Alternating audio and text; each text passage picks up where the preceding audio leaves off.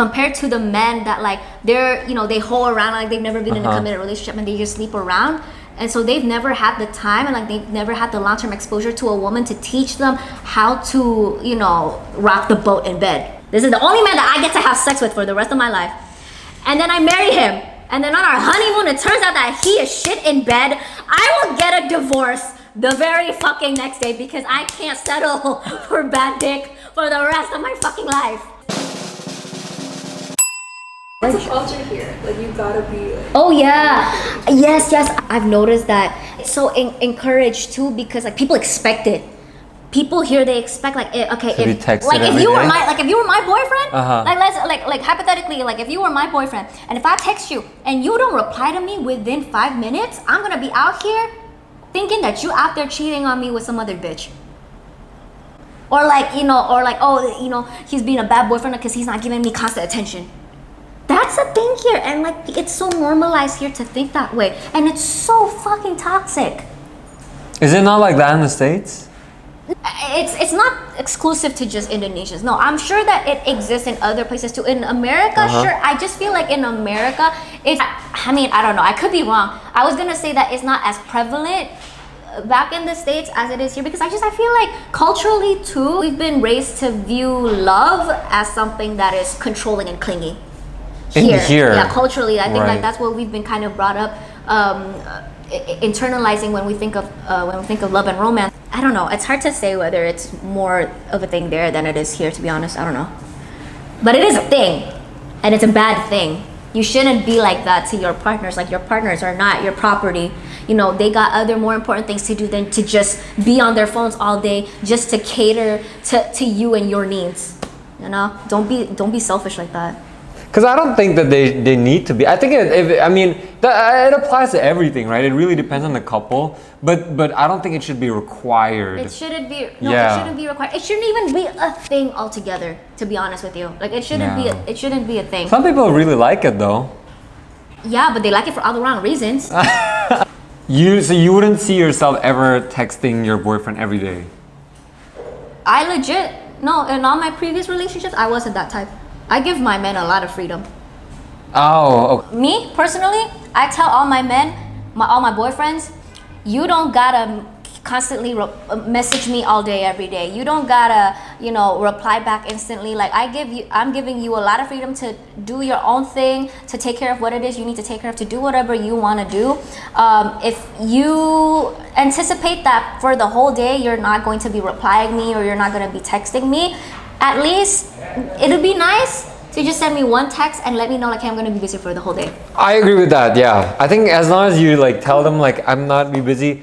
If the person is like, no, you have to reply and text me all the time, I think that's terrible. That's toxic. Right? But I also appreciate that. Like like I don't expect the person to be texting me all day, but just like give me a heads up like I'm be busy, I'm at work, and like I think that's chill. Yeah, it's called communication. Literally, I think we were talking about yours is on a different level though. Mine's on a different level. I would say like mine is on another level of an unpopular opinion. Because I was just telling him with my previous boyfriend, because I'm that type of person, like I like cheap thrills, right? I know what it's like it's literally that Doja Cat song, like I got a man but I want you. It's just lust, it's just dick making me think about someone new. I get that. I so get that, and because I empathize with that, I told my ex-boyfriend this. If you feel like you are in that situation, like, you know, you're bored, which is fine. Everybody gets bored. Like, you know, it's normalized just getting bored, and like, you know, you want cheap thrills and you want something exciting, and you feel the urge, like, you know, I want to be a little bit, you know, hoey, and I want to have a one night stand with this girl, and like, you know, just for the excitement of it all. Like, it don't mean anything. Like, I just want to do it because it's exciting and like I'm just bored, right? And I told my man, you can do that. You can absolutely do that. Just let me know what you're doing. But I've learned that yes, you want to give your partners freedom and space because they're not your property, right? You want to be liberal with them, but too liberal is also bad. That's something that I gotta learn. You know, I gotta reel it in because like at the end of the day, you're like, hey, you're still my man. Right. You know, like I gotta enforce some level of possessiveness over you. You don't want to be too possessive, but be a little bit possessive just enough to let them know too that like, hey, you are mine. Right. Yeah. You know what? I'll say this. If by the first or second date, and usually by the first or second date, you can have an inkling. You can kind of tell a little bit. If by the first or second date, you have like a little bit of an inkling that perhaps they might be in it for the long haul, then bring it up by the third date.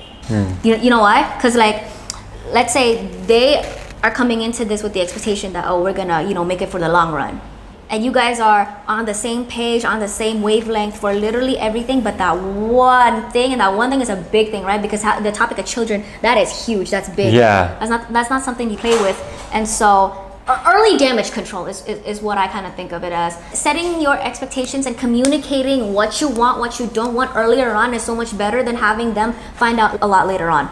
If he wants to have kids, but I know for a fact that I don't ever want to have kids. We go on all these dates and we're so compatible with one another, like yes, and like we're on the same wavelength and we're good fit with each other. But when it comes down to that, one big thing, like to have kids, and then I can't give that, I can't reciprocate that back to him, then he's gonna feel like, okay, well then what did we do all of this for? Sia, right? That's the word. So I think it's one of those things, like communicating your expectations and what you want and what you don't want earlier on is always so much better than having them find out later on. I think it depends on your age too. I think that's one thing. Like if I was like 22, 21, 20, I would be like, if someone asked me that, I'd be like, whoa, that's a lot. But when you're 25, 26, 27, I feel like it's getting normal for that to be even a first date question, right? Yes, actually, no, I'm so glad you said that, because like imagine if like this was, you guys are going on a date and the both of you are 18.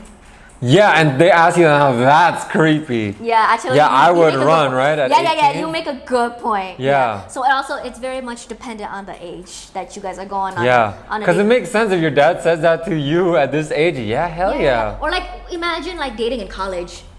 Right, in college, Yeah, and someone says way. that. Yeah, no fucking way. Now that's weird. Like, Bitch, people- run.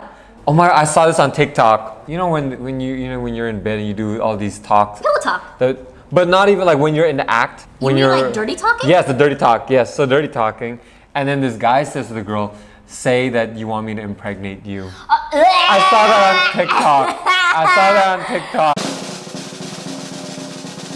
Oh no, not at all. Oh no, not at all. I disagree with that. You know how many of the guys that I've gone on Tinder dates or Bumble dates with, and then like, okay, I mean, I feel like for the girl, they would be friends with benefits, but for the guy, it's friend zoned. not necessarily, because a lot of they're not in it for the long haul. They're not in it to date. They're just like looking for something casual. So, Yeah, a lot of the guys are. Yeah. Yeah, and it just, everything boils back down to how it's so important to communicate your intentions and your agenda as early on as possible. That's why I like on Bumble, you can set there's the search glass, like what are you looking for, relationship or like something casual. Do you remember? Yeah. Right? So I love that about the Bumble feature. And so Man, I haven't seen that app in so long. I always look out for that. Like that's why I prefer to be on Bumble. Also, sometimes like, okay, this kind of off topic, but like the quality of men on Bumble, I feel like is always a little bit better. I'm just saying. Tinder is for when you want a one night stand, like you want to get raunchy, like you want to, just fuck around and like. Bumble's more wholesome. Bumble's a little bit more wholesome. I met my ex-boyfriend, like the last ex-boyfriend, I met him on Bumble. On Bumble? How about coffee meets bagel?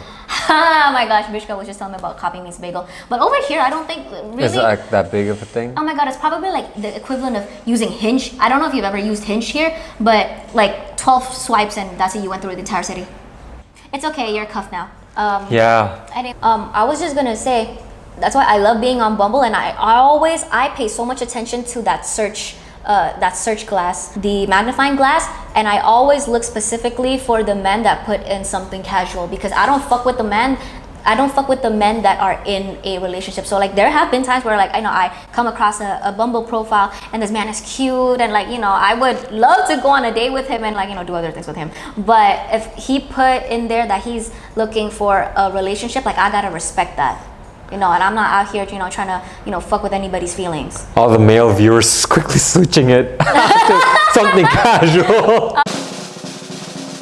No, the talking stage I feel is the most important stage, and it's the funnest stage. It's the most fun. Agreed. Like you're getting to know each other. Yeah. That's when you really think when you're texting. Yeah. That's when you're really like thinking of something quick and witty to reply, like Yes. a good reply. Yes, it's the flirtation, like butterflies in the stomach stage. When you get a reply, you're like, oh. Yeah, it's fun. I think it's the best. Yeah. It's one of the best stages. It's one of those adrenaline inducing. Yeah. Yeah. The one you stay up at 3 a.m. Yes. for Yes. texting each other. Buchin. It's a good stage. It's a good stage, yeah. No, both are possible. Both are possible. I think it's just more so like there are people that jump straight into dating, right? Like again, what we we're talking about, some people just jump straight into it. You can still get to know them during that dating stage. Yeah. But it's just more so with like, you know, at the dating stage, you already got a label to it, and like I think there is more of this pressure to like you got to make it work. Right. But in the talking stage, you know, it's still flexible. It may Yeah. not work, and it's okay if it doesn't. And you can see what you're capable of because you're trying to impress the other person too. And you can find out even new things about yourself, maybe. Yeah, exactly. I love the talking stage because, I mean, me personally, I like it. I like to make the men work for it. Like, put in the effort and, like, you know, try to court me. And just, no, I like it. Like, you know, show me what you can do. That's exactly the first thing that I said. Like, no! Yeah, that shouldn't be. That shouldn't be. You guys should be together not because you guys need each other and you guys depend on each other, but it's because despite every capability for you to make it on your own, to be on your own, you still choose to be with that person because you want to be with that person. Oh, my friend brought this up where he's like, oh, I want to be with a girl who feels like she can't live without me. But on Red flag, girl! Yeah, the contrary, it's supposed to be where you choose to be with him. Right? Yeah. You have to be in a relationship where you both choose each other instead of both can't live without each other. Yeah, exactly. Yeah. That's the best type of relationship. That's the healthiest type of relationship. That's the healthiest type of relationship.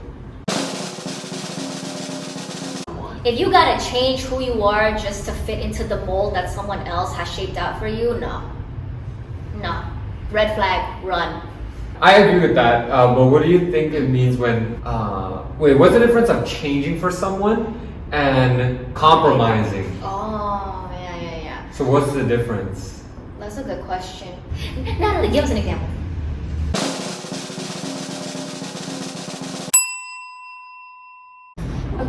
No, but that's a really realistic example though. But that's a very realistic example where it's like one partner opens up and like tells the other partner like everything, and then the other partner's more closed off because they're more guarded and they got more of a wall built up around them. That's a very realistic example. And in that kind of a scenario, then yeah, it's more so you can still be the way that you are. Like you can still be a reserved and private person. I guess with me, show me that you're putting in the effort at least once a week. Step outside of your shell and tell me more about yourself. Maybe that. In my understanding, like, I also know the thing is like I don't know if this is right or not, but I think like compromise is like you both find a middle ground. It's like neither one of you is changing to be like the other person, but you're compromising in terms of like you both don't necessarily like it, but you're finding a middle ground that fits with both. And I don't know if that definition is right, but in my understanding, that's when I asked for a compromise, or when, like, for example, my girlfriend asked me to compromise, is because we both find a middle ground that you know I might not be comfortable with, but she's not comfortable with, but like we find that middle ground that we're both okay with, as compared to like I have to change to be like that person to accommodate for that person. Does that sound right? That sounds right, yeah. Sound right? No, that sounds right. I take back everything that I said about the whole, change and compromise thing, the question that we're on right now, because now I'm realizing that so much of the question of whether or not you should change versus whether or not you should compromise depends specifically on what it is about. You can compromise on things like, I don't like that you never take out the trash, or you never help me with washing the dishes, or things like that. But when it comes to like you hold sexist tendencies, for example, right? Like you have very misogynistic views, or like certain values that you hold, like let's say like they're racist, right? That I don't think that's something that you can compromise, and that may be something that they are gonna be willing to change for your sake because they love you. But I mean, now that's an entirely different conversation if that's even possible. No, I believe in second chances. I agree, but maybe it's not for me. I agree. You can have second chance, and I've seen a lot of people who get back together. Yeah. In the past, I've given it some thought, like, oh, maybe you can get back together. But I think for me, it's like it's quite difficult. It's just like the first time you did something, it's so much easier to do it again. For example, like after you get the first tattoo, the jump to get the first tattoo is so much more difficult than the jump to get the second tattoo. Yeah. So in my opinion, it's like once you've broken up the first time, the breakup the second time is not going to be as difficult as the first time.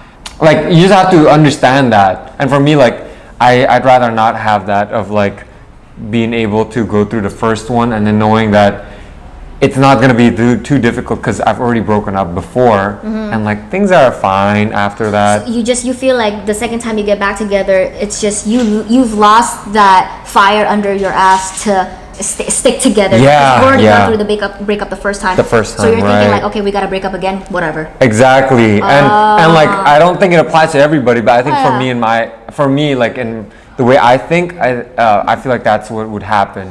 Well, there's so many questions that you gotta ask. First of all, like the reason that you got, obviously y'all broke up over something, right? And let's say y'all broke up because of a mistake on your part, right? They dumped you because you did something wrong to hurt them, to endanger them, what have you, right? I'm a big proponent of giving people second chances because people can learn from their mistakes.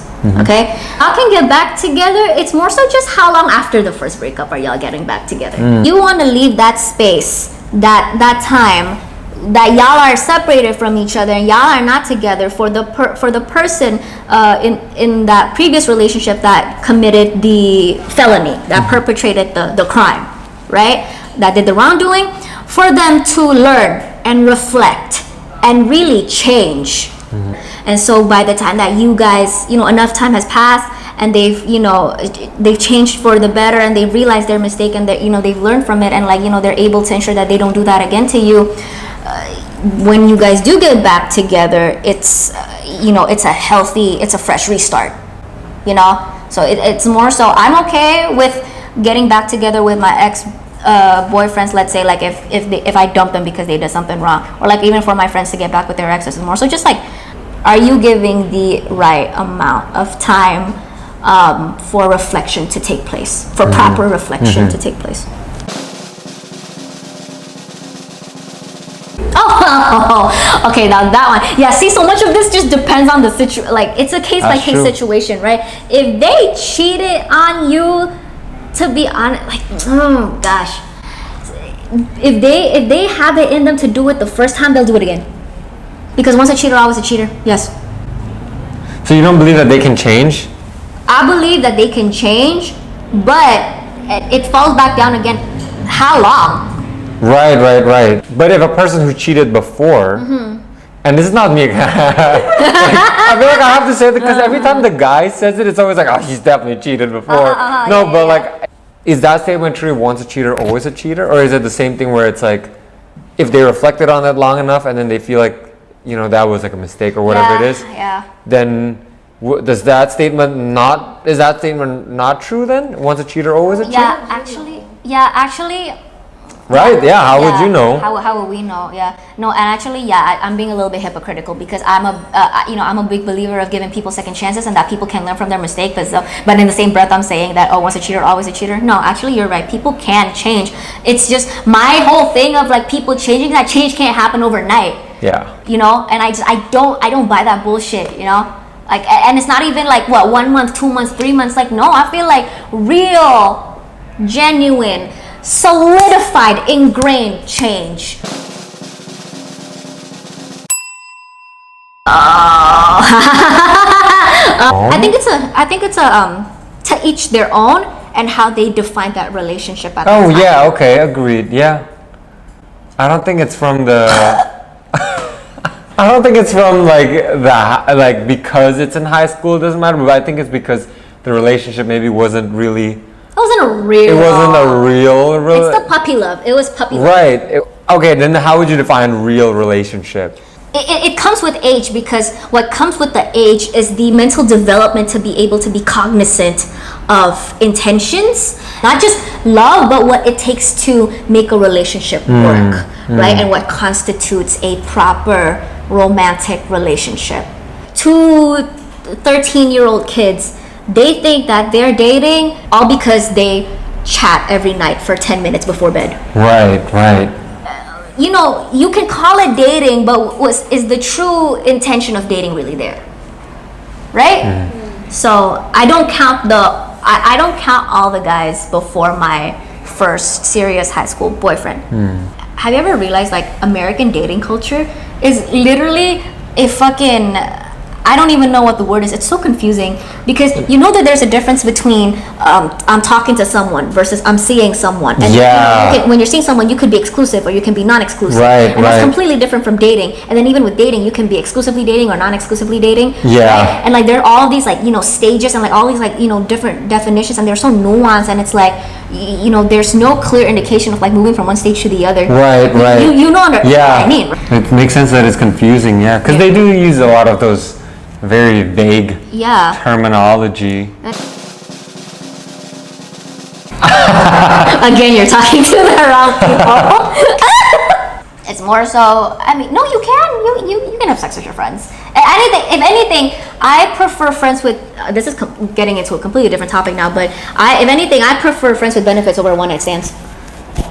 With friends with benefits... Why do people prefer one-night stands compared to friends with benefits? Oh, those are really like the people that they're just in for the cheap thrill of it. Because one-night stands, like that's literally like, you can't get any more cheap thrill than that. In my opinion, right? Because it's like the whole adrenaline, it's the whole rush, it's the, you know, the excitingness and like the raunchiness of it all that just makes it very like, ooh, you know what I mean? I have a friend who would rather have that. Yeah, I think, so to each their own. I don't think it's a bad thing, but it's just like with friends with benefits, I see it more like, you know, you guys are friends, right? You have an established repertoire with each other, and it's kind of like dating in the sense of like, because you guys are sleeping with each other, like, and you've done it so many times, you know how each other's bodies work, and so like he knows how to pleasure. Comfortable. Yeah, and it's comfortable, familiar dick.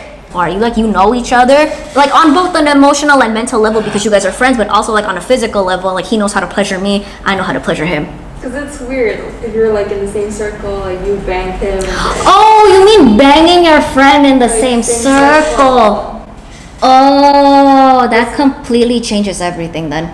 Is that weird? I mean, to be honest, I'm not opposed to doing that, to be honest. But I think with me, it's because like I'm so open. Right? I'm so open about it, and I don't, it's not something that I would be like malu about. I think if I were to do it, I wouldn't make it weird, because there's so much power in you yourself being open and comfortable about it, because if people see that you are open about it and you're comfortable about it and you got no shame in it, they can't shame you, they can't give you shit for it. You know? What do you have to say? I don't know. This is the one opinion that I think I have no experience in. You're just open about it. I think where it gets messy is like the whole thing that you were talking about, how y'all start off as friends with benefits, but then y'all start having feelings for each other. But if you're good about, if we're disciplined about like, okay, we're just doing business, like we're just fucking each other, like it's strictly sex and nothing else. Right. And we're open about it with, you know, our group of friends. It's like, yeah, no, we're fucking on the side. It's chill, it's whatever. I think it's fine. Yeah. But that's our opinion and not yours. Concluding thoughts? I think a lot of it does have to do with, I mean, without it sounding too much like a weird closing thing, but I think I keep like there's a lot of times where I'm about to say something, but I contradict the thought in my head. Yeah, me too. But I think at the end of the day, it's like, this is our experience and our opinions. Yeah. At the end of the day, they're just opinions. You know, so don't let the opinions of others dictate how you want to live, or like, you know, how you want to pursue your relationships and your romantic endeavors. Popular opinion, unpopular opinion, who cares? Who gives a shit? Just do whatever flows well with you. Do whatever makes you happy and makes you comfortable and makes your partner happy and comfortable. Yeah. And that's the tea. Thanks for watching Summertime Love with Indah. Thank you for having me here. Oh, guys. Comment what you guys want to see next. This is the iPhone. We're doing the iPhone. Comment down below what y'all want to see next from Summertime Love. I can't believe I'm actually doing this. I know, me too. This is the most workout we've gotten this week. Subscribe to Indah's channel. Subscribe to my channel. Subscribe to his channel. Subscribe to all the channels. Woo! It doesn't hurt to subscribe. It doesn't hurt to subscribe. It's for free.